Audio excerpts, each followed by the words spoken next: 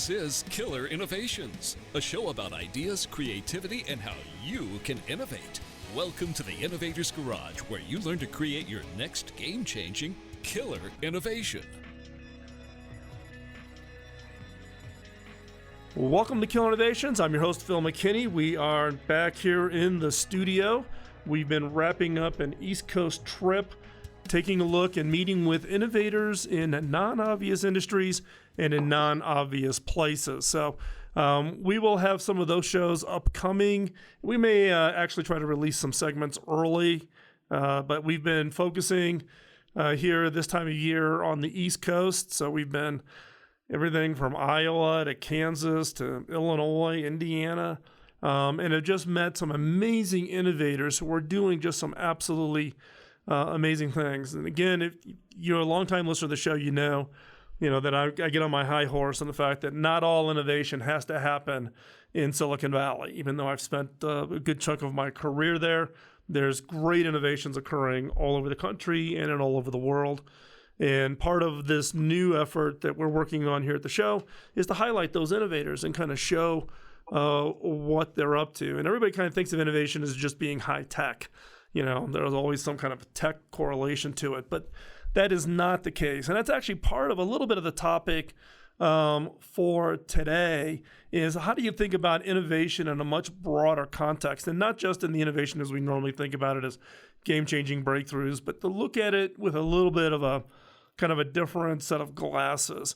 And so today we have a special guest, Stephen Wunker. Stephen comes to us. He's very well known, has been connected into the innovation community for quite some time, worked very close with Clayton Christensen over at Harvard. And if you haven't read any of Clayton's books, then stop now, go buy one, and you got to catch up here a little bit. But Stephen's got a book called Costovation, innovation that gives your customers exactly what they want and nothing more. So Stephen, thanks for taking the time joining us here at Killer Innovations. You bet, my pleasure. So before we get started talking about your book and this concept of costovation, give us a little bit of background about yourself. Sure. So I started my business life as a consultant, but I quickly became convinced that I just loved starting things. So I actually led the team that created one of the first smartphones back in the 1990s, which we did on behalf of both Ericsson and Motorola. I started one of the first mobile marketing companies, one of the first mobile commerce companies. So built and sold a couple companies. I never thought I'd be a consultant again, but as you mentioned, I hooked up with Clayton Christensen back around 2004 as his writings were really taking off, and I helped start up several practice areas. And I've been doing innovation consulting and writing and speaking basically since then. Well, it's quite interesting. I started off my career doing startups, and then I ended up running one of the global practices at Computer Sciences Corporation. So as we say, is the consulting the dark side, or right? There's a giant sucking sound that brings us to it. But it's fun to see so many different things. I think I learn a lot more that way. But it is awfully satisfying to see things through. I will totally grant you that. Yeah, and I think it's also good from the standpoint of any consultant of having actually run businesses versus being a professional consultant, particularly as you and I were laughing before we started the show today around how many tens of thousands, if not hundreds of thousands of people are hanging their shingles out as the innovation consultant or the innovation guru. Hey, let's talk a little bit about costovation. What is this term, costovation? What do you mean by it? So this is about applying the tools and skills of innovation to the cost side of the business, not just the revenue side. So how can you take radical steps in your cost position by using some of those tools, copying from the playbooks of some other companies that have run those plays, and reimagining what's possible in your industry? You go way beyond the lean and incremental innovation to the really big stuff. Well, it's interesting because I think, tell me if I'm wrong, right? Most companies don't think about innovating on the cost side. That's right. Innovation is for those folks in the white lab coats, and it's about doing new products. But even when it's new products, they tend to be more expensive, more profitable, which is great, right? You don't want to neglect that, but there's an awful lot of opportunity in the guts of the business, the overall business model, but then things like the supply chain and how you interact with business partners that often have real opportunities to either create just immediate profits or to make your products a heck of a lot more affordable. So, look, we look at the global economy, we're seeing economic expansion. We're seeing really the global play, right? Products and innovations coming from all over the world. What are some of the trends that are really creating this need more now than ever for companies to innovate on the value of increasing value, but at a reduced cost? Yeah, it's a good question. Look, there's a lot of people who are not growing with the economy. The median incomes, not the average incomes, but the median incomes in the country are largely flat after accounting for inflation. And if you look at the bottom 90%, which is a heck of a lot of people, then the median incomes are quite flat. So there are people who can't just afford to buy the iPhone 10. They need something that's relevant to them. But, moreover, look, we're in a great part of the economic cycle. And the one thing we know about economic cycles is that they're cycles. They don't last forever. We've gone 9 years without a recession. It's been terrific. But that is going to be the longest period since World War II that's happened. And look, I think it'd be foolhardy to not plan for downturns because you can't just flick a switch and have a radical transformation in your costs. By the time the recession hits, it's a little late to start thinking about those things. So, Stephen, is it really cost around a specific product, or is it just the overall cost model of a business? Because what I'm looking for here is if I've got a high price, high margin product, and I buy into your concept of Costovation, do I then do another product that's aimed at that market, and do I kind of give myself some optionality, or is Costovation more fundamental to just how I run my business? So, look, it can be both. You can have a step change product that just comes in at a dramatically lower price point and probably tailored for a different sort of market. We use an example about medical devices where Medtronic did that. It invented the pacemaker, but it was missing out on a bunch of business. It had a lower end offering that principally for Europe. But there's a lot in the guts of a business that can really transform. The product is going to be part of that usually. Certainly the customer understanding is going to be part of that because you don't want to make people feel gypped. You need to delight them. But a key tenet of Costovation is that you look across the business, you blur the boundaries, and in doing that, that's when you really unlock the full potential. Yeah, I mean, because it's hard to get to a cost-optimized product if your overhead and management structures and marketing and sales costs aren't in line to be able to support that lower-cost product, right? Well, that's absolutely right. But you need to, look at where you can shave costs and where not. So let's look at restaurants. Restaurants are often trying to upsell you. Would you like some dessert? Would you like the martini?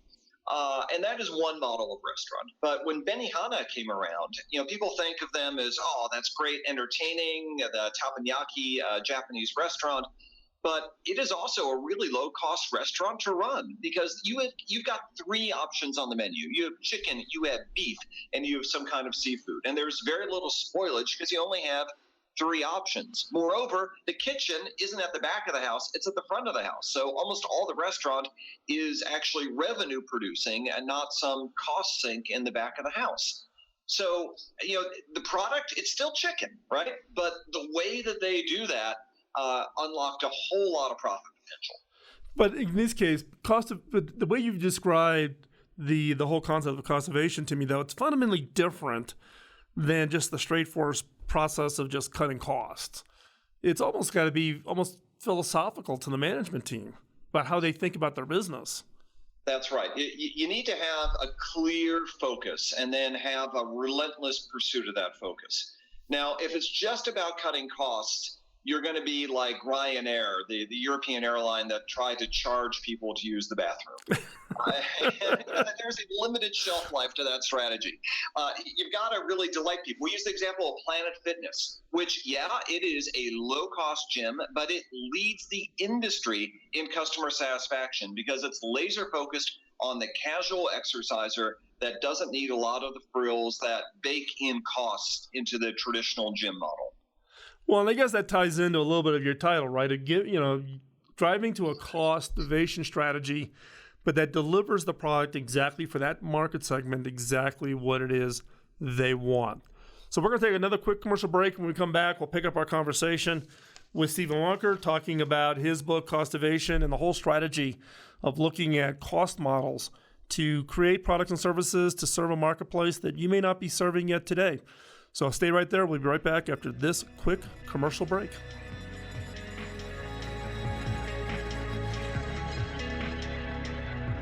Welcome back to Innovations. We are continuing our conversation with Stephen Wunker, author of Costovation. We're going to continue our conversation about cost as an area of focus for innovation.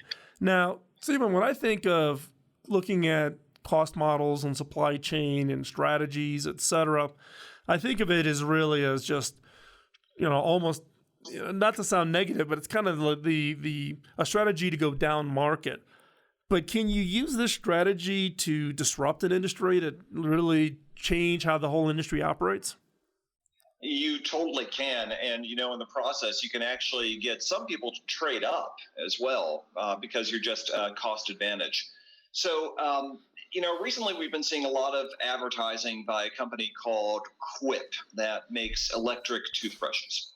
Now, historically, electric toothbrushes from some of the market leaders, they're $50 to $100.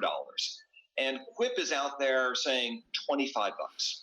Now, how do they do that? So they don't invest in a big brand name. They've got their own brand name. They market directly to the consumer, so you don't have Target and Walmart taking their markups there.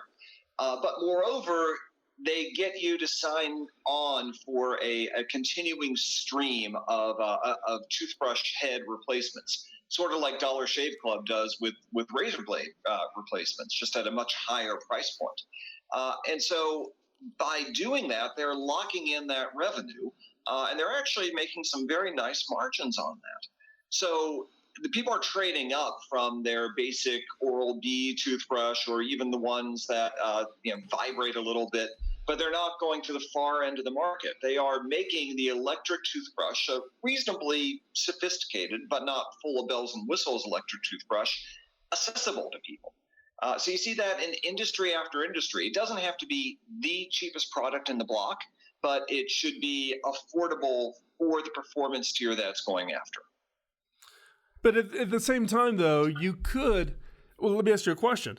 Do you have an example of a cost-evading company that has gone the other direction and catered to high-end clientele? Yeah. So you think about small cars. So, traditionally small cars are not a profitable part of the automotive industry. And when BMW said they were going to go into that market, people thought they were nuts. But they brought out the Mini. They rejuvenated the Mini brand, which had been defunct for decades. And rather than making it a cheap small car, it's actually quite an expensive small car. Although it is an inexpensive car to produce because there's only a couple chassis types. Where they ended up earning the premium was in very low-cost things to do. So the stickers on the hood and the racing stripes you can put on, things that make it an almost infinitely customizable body at super low cost, and yet keeping the guts of the platform, the chassis, fairly straightforward and simple to produce. So, for them, they're taking their money on the price premium rather than making it a very inexpensive vehicle. So as you looked across a whole wide range of industries in the book, did you come across any kind of patterns that you found that were common across companies, across industries? Is there a common kind of way to think about this? Sure. So we found three common steps that basically everybody did. And then we looked also at different parts of the value or supply chain, whether it's with suppliers and how they make the product, how they move the product. And then there were certain plays that people ran there, and we've got a playbook of 20 of them in the book as well. So the 3 steps are that first, people got a breakthrough perspective. They stepped back from their industry. They critically examined very long-held assumptions and took a fresh look. Sometimes those people were at startups. Sometimes they were in very well-established companies like BMW, but they did that. And then they had a relentless focus. They knew who their customer was and what really mattered to them. So the customer was often delighted while also being served at low cost, like a Planet Fitness customer or Mini customer is. And then they were also willing to blur the boundaries. They looked at all the aspects of the business, not just the product, although the product is usually important, but throughout, and how they reach the customer, how they lock them in for the future, the service, the experience. And through doing that, they could also create customer delight, but they made sure that because of the focus, they were able to do that in a simple, low-cost way. So that does, though, create a challenge, right? You give the 3 things here. So it's breakthrough, it's focus, it's willingness to blur the boundaries. The challenge with a lot of leaders, CEOs, is they have a hard time really getting that focus down, right? So how can leaders narrow down what to concentrate on to really make that innovation and that cost-cutting efforts mesh, right? Because it's a little bit schizophrenic, right? I'm creating something new, but now I'm using some form of a constraint, in this case, to think about it differently on a cost basis. That's right. So it does require stepping back and looking at things in a very cold-eyed, objective manner, not about who you've historically served or what you've historically been great at. That matters, but what also matters is who's underserved. Where are people undershot? Are there particular customer types you've been serving that are very expensive? Have you been offering the same sales process for all your customers, even though some actually should be much cheaper to sell to than others? So step back, re-examine those assumptions, and then choose, which is hard. But if you don't choose, you're going to try to be spread out like peanut butter, and that's very hard to create an efficient, breakthrough, imaginative model while trying to be all things to all people. Yeah, I mean, and as I was saying, that is the one challenge that, a lot of organizations, when they focus on innovation, they're looking for that game-changing breakthrough, premium, market differentiator kind of an approach. But constraints actually can be used as, at least in my experience, as a catalyst for even better ideas rather than having it being open-ended, right? Totally. Look, if you throw in the kitchen sink, then you're going to get a pretty convoluted product. Look, when I led one of the first smartphone development projects, you could actually send a fax from our smartphone. Now, I have no idea why anybody would want to do that. You could do it if you really wanted to. At the same time, there's this company that nobody ever heard of called Research in Motion that came out with this thing called the BlackBerry, which we thought was this cheap, low-end, simple device. But they cleaned up because they had a focus. And they left out the fax. That was okay. Yep. Well, it's funny, one of the things that I hadn't brought it up yet, but I was the guy who acquired Palm when I was CTO at HP, right? And then you look at what Palm did when it went after the Newton and won against the Newton, because it only did 5 things, and that was it. It only did 5 things, not 500 things. We're going to take another quick commercial break. When we come back, we're going to continue our conversation with Stephen Wunker, talking about his book, Costovation, and continue that discussion, so don't go anywhere. We will be right back.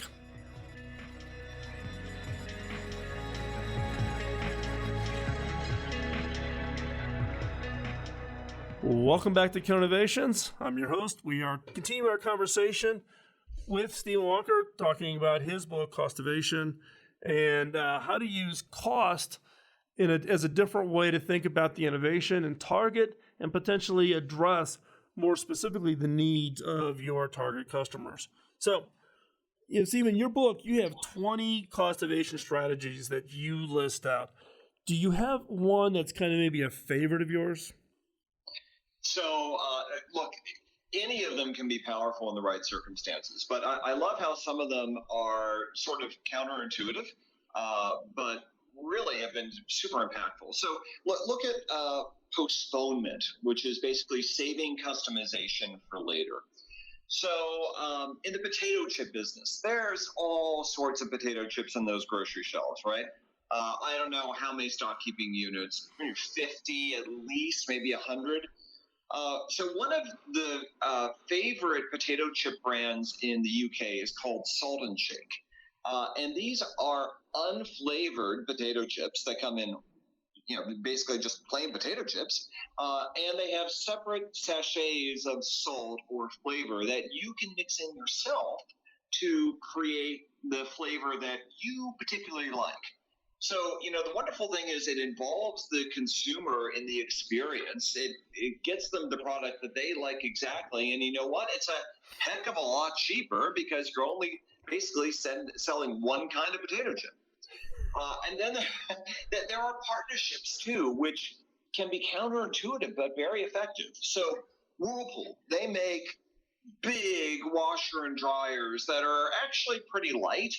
And Doll Tile, a tile company, makes kitchen tiles, which are sort of small but really, really heavy.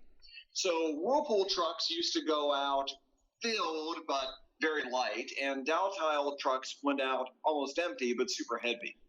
Now these companies got together, and they have nothing else in common except they are delivering to a lot of the same places, and they have merchandise which complements each other. So now trucks have these big, bulky washer dryers as well as kitchen tiles, and they're maximized both for volume and weight. So you wouldn't think about that unless you really step back and question some of the big cost drivers in your business and the assumptions that you've long held, which drive those costs. Well, and your point there is, stepping away from the assumptions, right? We all get caught up in the way we've always done it, kind of the folklore rules of an industry or of a company, and your willingness to kind of throw those assumptions out the window. So, Stephen, if I and the listeners we're this far into the show, we're bought in, got it. Your points are right on. The next question I would be asking is okay, so what advice would you give me? How would I get started?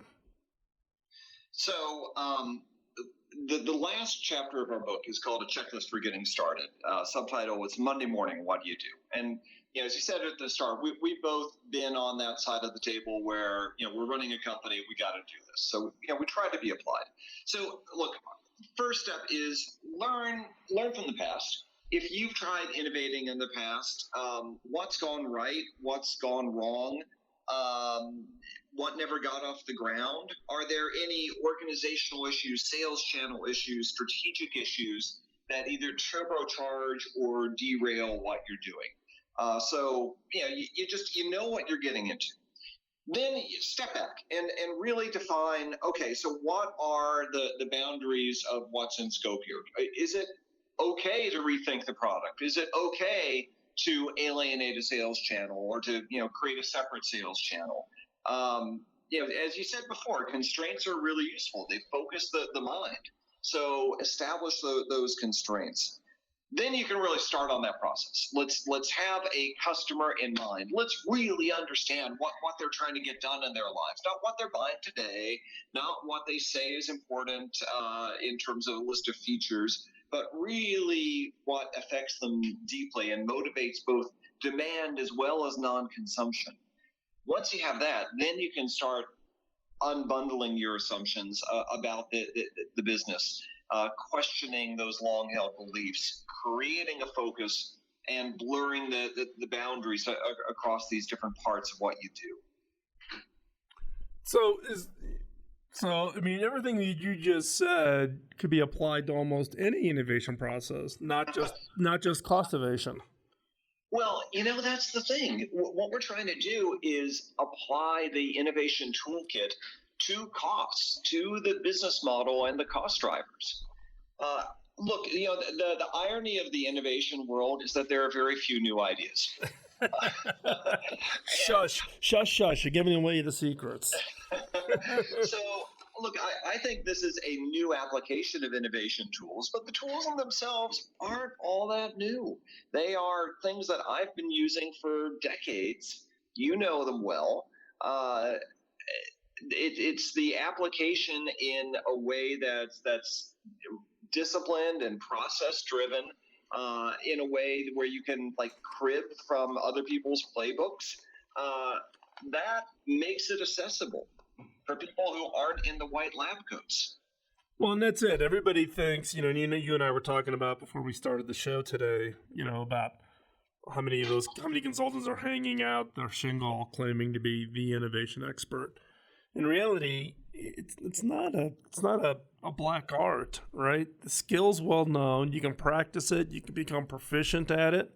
You can become very proficient at it, and have an impact on whatever it is you want to focus on. And in this case, I think what we're talking about here today with you is something that, I guess I have looked at it, but I've always looked at it for cost within a product, right? How do I take, what would I need to take out of a product to be able to produce that for 25% less, right? But it's not just the cost from the standpoint of bill of materials or supply chain cost. It's really about what you're proposing is really taking a look at cost, but cost that aligns with also delivering exactly what the customer wants, and therefore actually deliver even, quote, higher value at a much lower cost, which is different, which what I appreciate from this conversation today is you're causing me to even kind of take a step back and go, hadn't thought about it in quite that way. So, Stephen, if you want to follow you and what you're up to, what's the best place for them to keep up with what you're working on? So we have a blog on the blog channel Medium. It's called New Markets Insights. We tweet at Costovation. We have our company website, New Markets Advisors. We're out there. We doing a lot of speaking and interviewing and writing. I enjoy the writing. So when we see examples, we love to get them out there and say, hey, look at this, and hopefully we don't just want to like talk at people. I would love for people to bring things to our attention and create a dialogue too. Yeah, and I know you've written for Harvard Business Review and other publications out there, so people can search and find your past writings and your past articles. So, and the book is out and fully available, right? So people should go out and find the Costovation and take a read through it. I'll tell you that you will get a lot out of it, and you will not be disappointed. Hey, Stephen, with that, I thank you for taking your time. As we wrap up this segment of the show, don't go anywhere. When we come back in segment 4, we do have another episode of 5 Minutes to New Ideas. You don't want to miss that. And check out that in the next segment. In the meantime, if you've got a guest that you think would be great on the show, just drop me a note, phil@killerinnovations.com. Love to give some people the spotlight who are doing interesting things, thinking about things in a little different way, and transforming their business, their community, and their lives through innovation and creativity. So drop me a note. Love to hear from you. Also, check out the shows over at the Innovators Network. That's who distributes our show. There's some other shows that are coming online here. There's Kim McNicholas' shows over there, so you want to check that out. She's been on the show many, many times.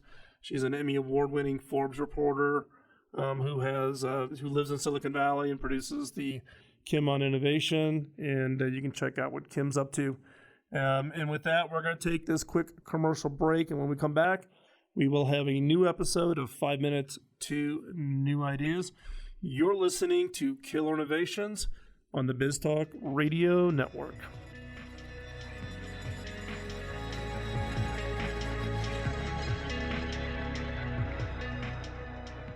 Back in the early days of this show, I would share what I called a killer question in each episode. These questions were designed to be used in your personal, team, or organization's innovation efforts. Now, based on feedback from listeners just like you, we've decided to bring it back with some improvements. Each episode of the Killer Innovations has a segment that I'm now calling 5 minutes to new ideas. It's designed for the creative mind looking for that next great idea. Each episode will challenge you to think differently about yourself, your business, and your products and services by asking unique, funny, and sometimes crazy questions. These questions are designed to force you to look beyond the obvious and to uncover ideas and opportunities you never before considered. So, get out your notebook and be ready to uncover that game-changing idea. Here is 5 minutes to new ideas.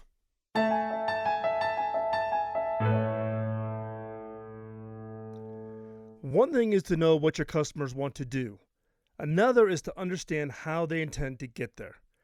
It's easy to look at their goals and tell yourself that your product or service will match their needs. However, if you don't understand their internal philosophy about what they are doing and why they are doing it, you may find that they consider your product a complete failure.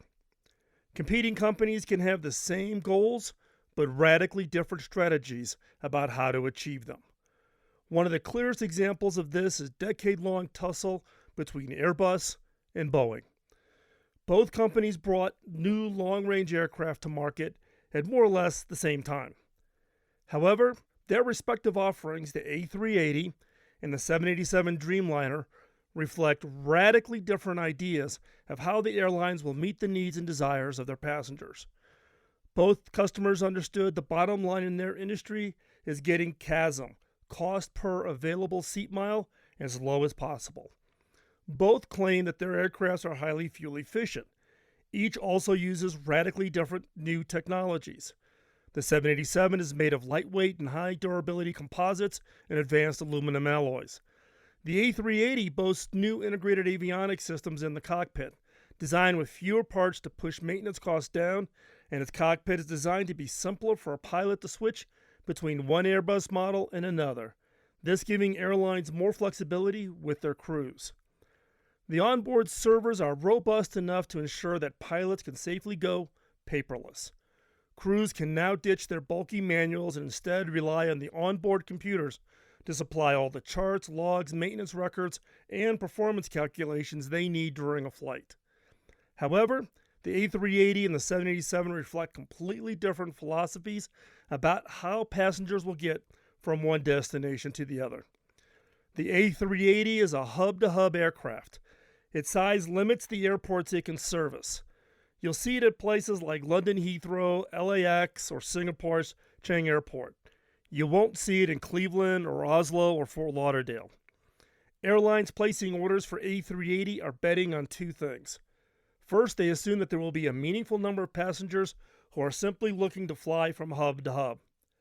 Some examples might include the business person in London who needs to make a presentation in LA, or the family in Sydney who wants to vacation in Paris. Second, they are betting that passengers will be willing to adhere to the old model of international transportation and connect from second and third tier airports via the hub. Boeing is betting the other way. The 787 is small and nimble enough to service second-tier cities, yet its fuel efficiency allows it to function as a long-range aircraft. If Delta's or United's marketing departments decide that Columbus, Ohio needs a nonstop service to Paris, they can do it with the Dreamliner. They could not do it with the A380. Airbus and Boeing both ask themselves the same killer question. What are my unshakable beliefs about what our customers want? Yet, as soon as they asked that question and started to investigate it, they veered off in radically different directions based on what they believed their customers' needs and wants were. Now, the jury's out as to who made the better bet, but my gut instinct is that both companies will struggle before eventually finding a sufficient market share to justify their gamble. Innovation isn't always about betting your competitors. Each thinks they're satisfied one need, but really their customers have multiple needs. A Goliath like United Continental will have needs for an aircraft that can extract the most value from long-haul, large-volume routes, while at the same time having aircraft that can service smaller airports. The bigger problem for manufacturers will be if airlines decide to embrace fleet homogeneity and restrict themselves to either Airbus or Boeing. So don't be afraid to ask yourself, What are your unshakable beliefs about what your customers want? And don't stop there. Dig deeper. Ask more questions. Do your customers and your competitors' customers have the same criteria as one another, or do they have different needs and selection processes? Ask the hard question. Dig deep on this. It's really understanding what that criteria is going to be, not at just who your customer is, but who their customers are. Had Boeing and Airbus asked that question, they would have been able to discern whether the hub-to-hub model will be the preference or the ability to support second-tier cities became important. The question you need to ask is, how would you engage with your competitors' customers to understand their needs? And how could you align their needs with what you are doing? Don't get hung up on the past. Don't let past understandings or belief tie you up. Go out and validate every assumption and unshakable belief that is inherently built into your industry and inherently built into your business. I'm Phil McKinney, and thanks for listening.